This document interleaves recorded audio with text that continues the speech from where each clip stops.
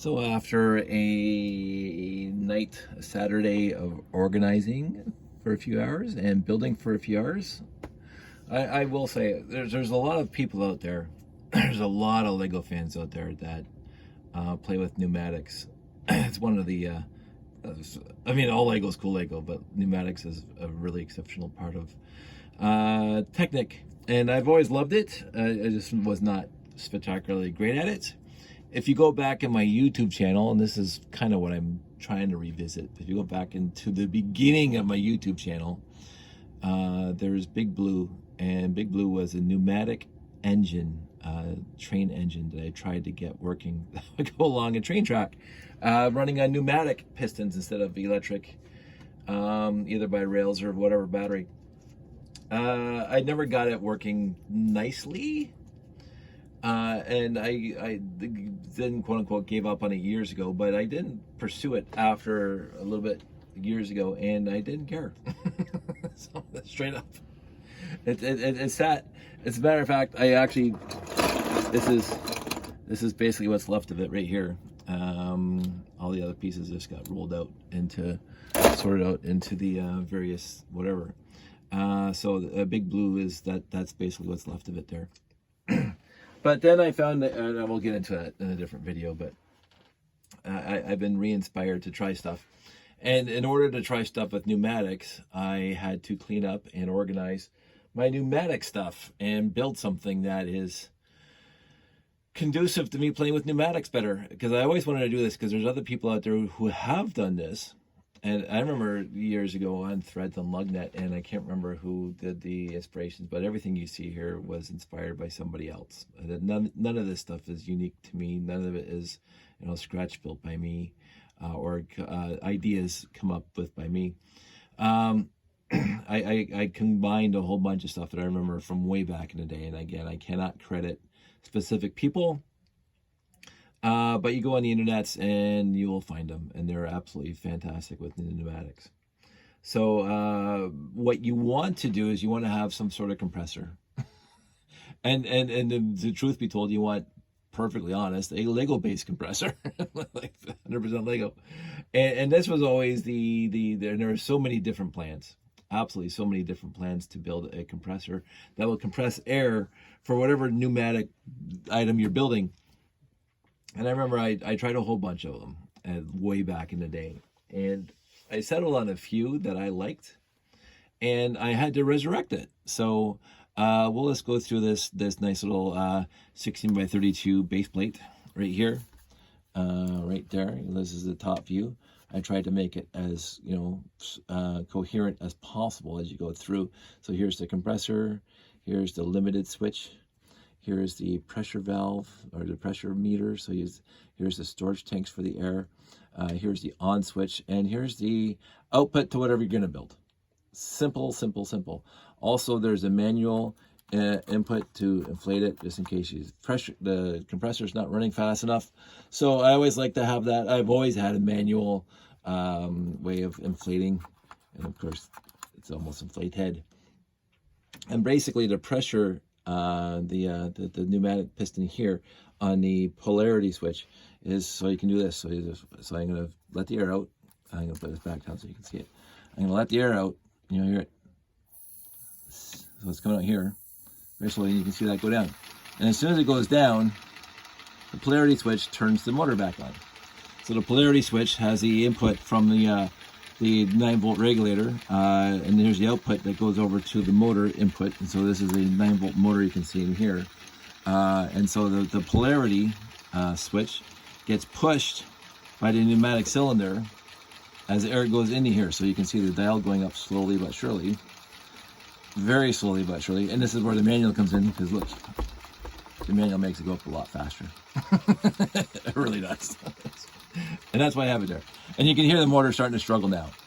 And then it's going to stop because I put elastics that kind of push it back down. So there's resistance, but the pneumatic cylinder is overcoming the elastics.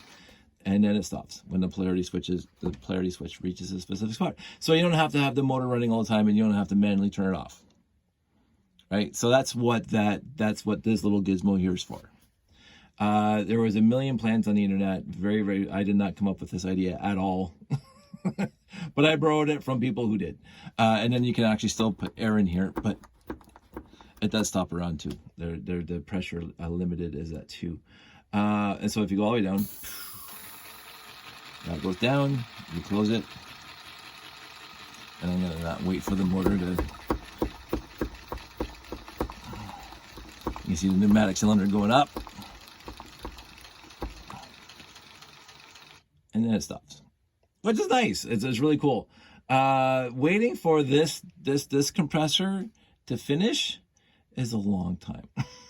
So, I completely forgot that on my train, pneumatic train that I built a car, like a train car, that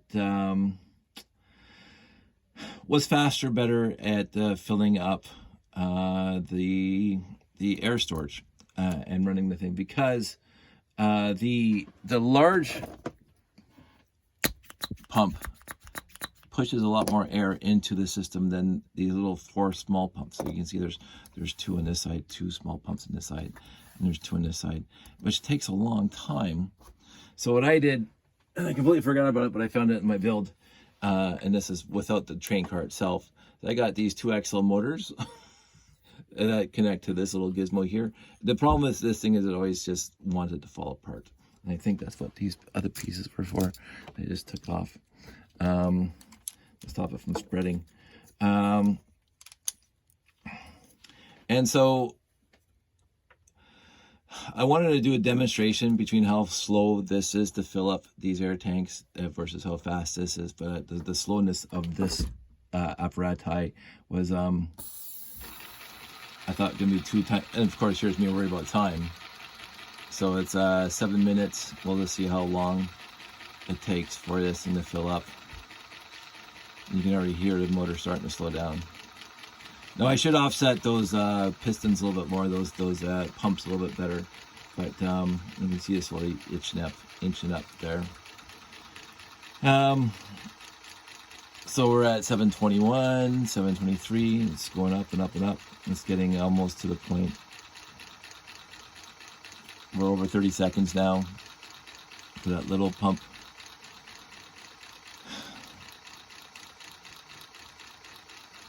Okay, I can't wait anymore. I'm impatient. No, I'll let it go. It is moving, and you can see the cylinder itself, the pneumatic shut off, actually starting to move up. We're at 50 seconds. I mean, it's quiet. I'll give it that. It's a quiet pump, and it does the job if you're not using a lot of air to keep it going. So that was over a minute. So I'm going to, how am I going to do this? I'm going to disconnect the motor there, and I'm going to get myself another wire. I'll use this one. Fixed wire, fantastic. I'm going to put that there, and I'm going to put that on this. So the one thing is that the motors are here and here, and so you can see the out. Actually, it wouldn't matter.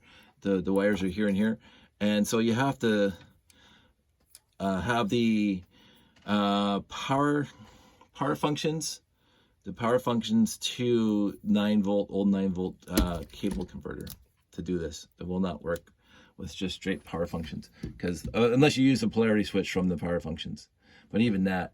So I'm gonna so here's my little 2x4 thing there. I'm gonna put that in the bottom here, and I'm gonna have to hold this because it doesn't have a nice base to it yet. So I'll hold that there.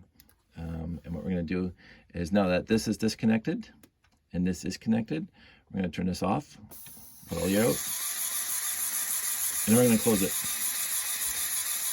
Oh, I have to connect it up first. Let me connect it up first. Forgot to do that. So what I'm going to do is I'm going to connect it on the input.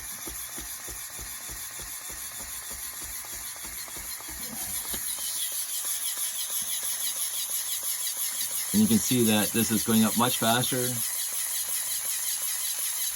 And it's going to stop. Hopefully it's going to stop. There it stops. Now, I didn't time that, but let's just wait till 10 minutes. So I'm going to let the air out How am I going to do that? Because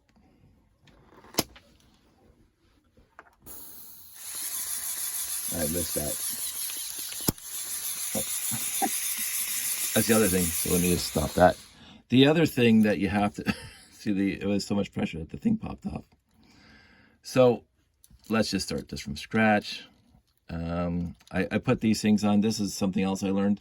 So the pneumatic hose is on the little outcropping, and you put this on top. It's supposed to hold the hose on better, but as you just saw it, that doesn't necessarily work all the time.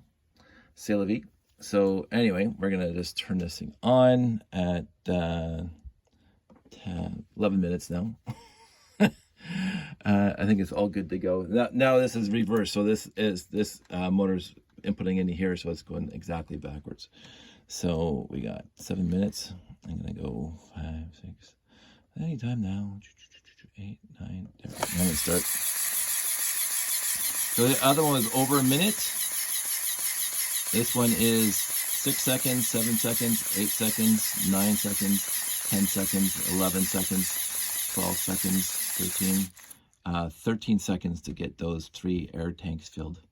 And then you can just and now that the pressure limiter is there, this thing should not pop off anymore. That's one thing. I can't let the air out. To the wrong side.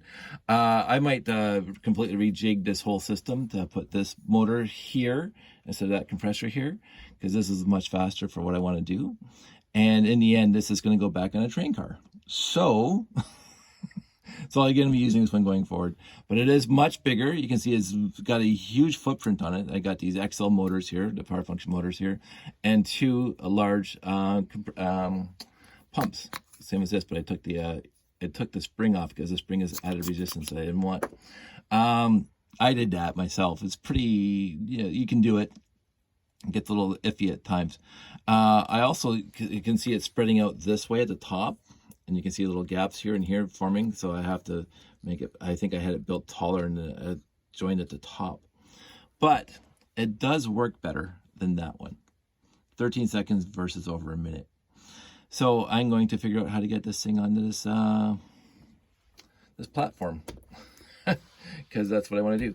I'm going to turn that off, unplug that. But this is me breaking it. This is the neatest I've ever made a pneumatic outfit. I like it. It looks cool. The issue, of course, is that the compressor is just too tiny for what I wanted, what I want to do with it. But it does, aid itself to be a nice little workstation for pneumatics. But I'm going to reorganize that right now. I'm going to try to add this thing here, and we'll see what happens. I'll keep you posted. This is my first night, and I'm having fun with it. So I want everybody out there to stay safe, take care, and I will talk to you soon. Well, that didn't take long at all. Much shorter than I thought. I rebuilt the whole thing. I put some reinforcement in the top so it doesn't start to split in the top. Changed it all to black, got rid of the yellow, which I like better.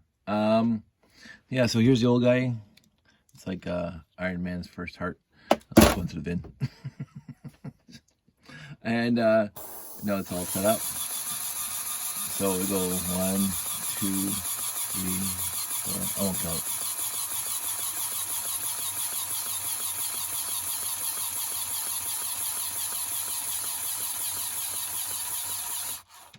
Like 13 seconds. Can't go wrong with that. And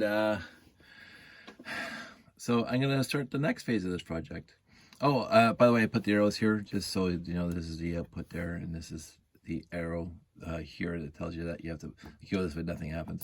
It's that way it actually happens. So I like the setup. It's a one rig. It fits in a 16 by 32 base plate. It's got everything you need. It's got 3 air tanks. I could have added more, but one of these other 2 that I have, and I think I got 1 more over there inside the backhoe. I think I have 6 of these altogether, and a white one that I got off my friend Chris. I've never had a white one before. But one of these leaks, and I'm sure I could fix it with a little bit of glue and stuff, but it does leak, so I'm not gonna worry about that.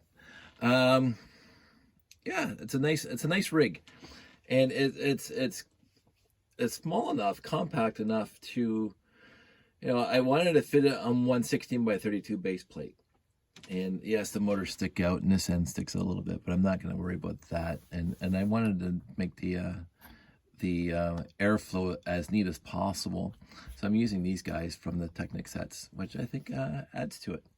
So I also swapped out these guys for a little round 1x1, I don't even know what they're called, but they come in all the new Technic sets. so spacers, whatever you want to call them. So I think I'm done with this. This is a good start. I'm going to start working on my other projects that are going to use this and see how far I get. And sooner or later, I'm going to try to make it portable, which means that this will come off, or I'm just going to build another one. I think I got a few more XL motors somewhere. And I'm going to put it on top of a train. That's the end state. So we'll see what happens. Thank you for watching so far, and I hope everybody's out there is doing very well. It is a Saturday night here, and my life is good, honestly. And I'm realizing this more and more. The older I get, the less I get involved in the quote-unquote petty politics. And the world's still going to be here tomorrow. So I do what I can for my friends and my family. But in the end, the world's going to do what the world's going to do. And they might grow up someday and realize that getting along is far better for the entire world than always like trying to one up everybody in libertarian ideals. But that's a story for another time. So everybody out there, stay safe, take care, and I will talk to you soon.